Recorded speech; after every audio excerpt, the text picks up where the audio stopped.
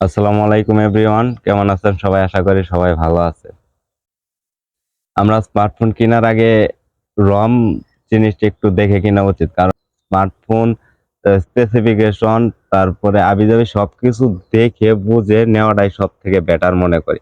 এর ভিতরে হলো রম অন্যতম, কারণ রমটা যদি আপনি বাংলাদেশে থেকে যদি চাইনিজ রমের ফোন ইউজ করেন, তাহলে আপনি ইউজ করতে কিছু অসুবিধা হতে পারে। কারণ চাইনিজ রমটা হলো মূলত চীনের মানুষদের জন্য তৈরি করা হয়।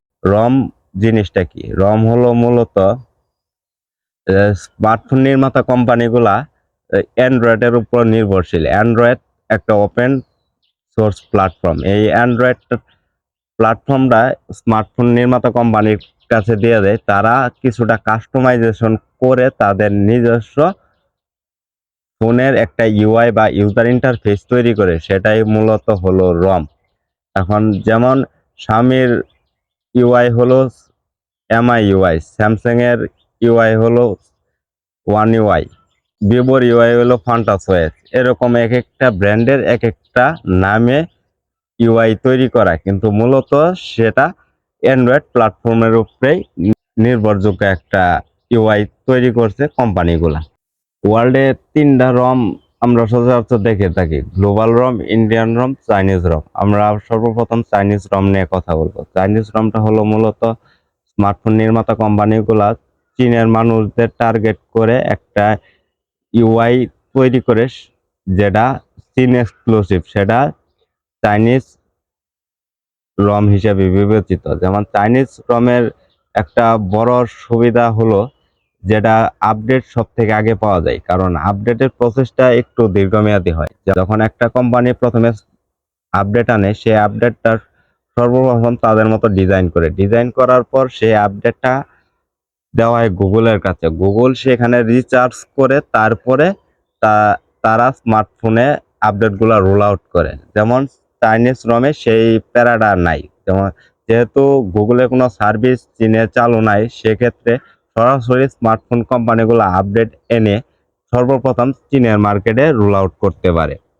আর এর একটা ভালো দিক আছে, একটা খারাপ দিক আছে। ভালো দিকের ভিতরে হলো আপডেট সর্বপ্রথম পাওয়া যায় অন্য অন্য রোমের তুলনায়। আর খারাপ দিক হলো এটাই যে একটা আপডেট যখন রোল আউট করে কোম্পানি, সে জায়গায় ভালো করার জন্যই আপডেট দেওয়া হয়, কিন্তু টুকটাক কিছু বাগ ভাল্লুক থাকে। যেমন সেটা ভাগ ওই বাগ না, সফটওয়্যার বাগ থাকতে পারে। যা আপনার যদি নতুন নতুন কোনো ফিচার্স সবার আগে যদি ইউজ করতে চান, তাহলে চাইনিজ রমে এই সুবিধাটা সব থেকে আগে পাবেন।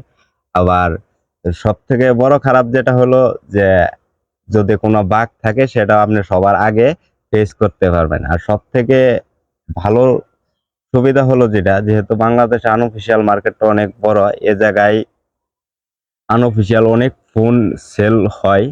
সেজন্য দেখা যায় যে অন্যান্য রমের তুলনায় চাইনিজ রমের ফোন কিছুটা কম দামে বাংলাদেশে পাওয়া যায়, যার ফলে এটা একটা ভালো দিক হতে পারে।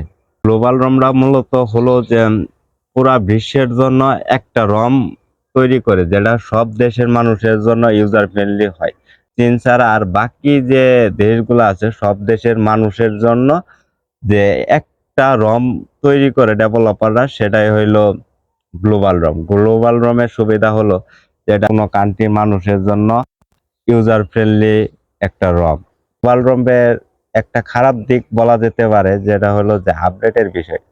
চাইনিজ রমের তুলনায় গ্লোবাল রমের ফোনগুলাতে আপডেট একটু তুলনামূলক লেট হয়, কারণ যেহেতু গ্লোবাল রমটা গুগলের উপর নির্ভরশীল। তখন স্মার্টফোন কোম্পানিগুলো আপডেটটা রেডি করার পর গুগলের কাছে দেয়।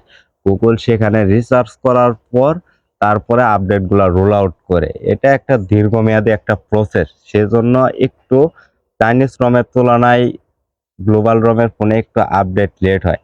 আর ভালো দিক হলো যে চাইনিজ রমের তুলনায় গ্লোবাল রমের ফোনে বাগ ভাল্লুকের সংখ্যা কম থাকার সম্ভাবনাই বেশি। কারণ চাইনিজ রমে যেমন সরাসরি স্মার্টফোন কোম্পানির আপডেটটা রেডি করার পর রোল আউট করতেছে, স্মার্টফোন কোম্পানির ভালো খারাপ দুই দিকই থাকে, কিন্তু স্মার্টফোন কোম্পানি সরাসরি ওখানে আপডেটটা পুশ করতেছে, সে জায়গায় একটু খারাপ বা থাকার সম্ভাবনা বেশি থাকে। আবার গ্লোবাল রমের ক্ষেত্রে যখন স্মার্টফোন কোম্পানির রমটা আপডেটটা রেডি করার পর গুগলের কাছে দেয়, গুগল তখন সেই আপডেটের উপরে রিসার্চ করে, রিসার্চ করার পরে যদি রিসার্চে কিছু ওখানে সমস্যা থাকে সেটা ফিক্স করে পুনরায় আপডেটটা রোল আউট করার চেষ্টা করে। আর যেটা চাইনিজ রোমের ক্ষেত্রে হয় না, সেটা সরাসরি স্মার্টফোন কোম্পানিগুলা আপডেটটা রোল আউট করে দেয়, সেজন্য একটু আপডেটে স্লো হয়। আর স্লো হওয়ার ফলে গ্লোবাল রোমের স্মার্টফোনে বাগ ভাল্লুকের সংখ্যা তুলনামূলক চাইনিজ রমের থেকে কিছুটা কম থাকে। ইন্ডিয়ান গ্লোবাল একটা রম, সেই রমটা হলো মূলত ইন্ডিয়া এক্সক্লুসিভ ফোন কোম্পানি। মার্কেটের পরই হইলো ইন্ডিয়ান মার্কেটটা, সেই মার্কেটটাতে মনোপলি আছে। যত কম প্রাইসে স্মার্টফোন দেওয়া যেতে পারে, কম কম বাজেটের ভিতরে স্মার্টফোনের চাহিদা খুবই বেশি ইন্ডিয়াতে, যে কারণে স্মার্টফোন নির্মাতা কোম্পানিরা তারা চেষ্টা করে যে অন্যান্য রমের ফোনগুলা যে স্পেসিফিকেশন দিয়ে রিলিজ করতেছে, ইন্ডিয়ান মার্কেটে দেখা যায় যে সেই মডেলটাই নাম ভিন্ন করে স্পেসিফিকেশনটা একটু ডাউনগ্রেড করে ফোনের দামটা কম রাখা হয়। কিন্তু আরেকটা দিক হলো যে ইন্ডিয়াতে বিভিন্ন ভাষাভাষীর মানুষ থাকে, যেমন হিন্দি, উর্দু, তামিল, তেলুগু ইত্যাদি ভাষা সমূহ থাকে। যেমন সেই ভাষাগুলা ইন্ডিয়ান রমে সেই ভাষাগুলা এক্সক্লুসিভ ভাবে মডিফাই করে ইন্ডিয়ান রমে দেওয়া হয়, যেটা গ্লোবাল রমে ওইভাবে মডিফিকেশন করা হয় না। গ্লোবাল রমে সব ভাষায় থাকে যেহেতু, সে জায়গায় ইংলিশের প্রায়োরিটিটা সব থেকে বেশি থাকে। আর হিন্দি, তামিল, তেলুগু এই ভাষাগুলোর উপরে একটু বেশি জোর দেওয়া হয়। আর ইন্ডিয়ান রমের সুবিধা হলো যে একটা আপডেট যখন স্মার্টফোন কোম্পানিগুলো রোল আউট করে, তখন ইন্ডিয়ার জন্য ওইভাবে এক্সক্লুসিভ ভাবে তৈরি করে। মূলত ইন্ডিয়ান গ্লোবাল আর গ্লোবাল রমের ভিতরে ডিফারেন্স খুব কমই। বাংলাদেশে আনঅফিসিয়াল ফোন যদি কিনতে যান, যদি ভালোভাবে ইউজ করার জন্য কিনতে যান, তাহলে আপনার গ্লোবাল রমটাই সব থেকে আমি বেশি প্রিফার করব।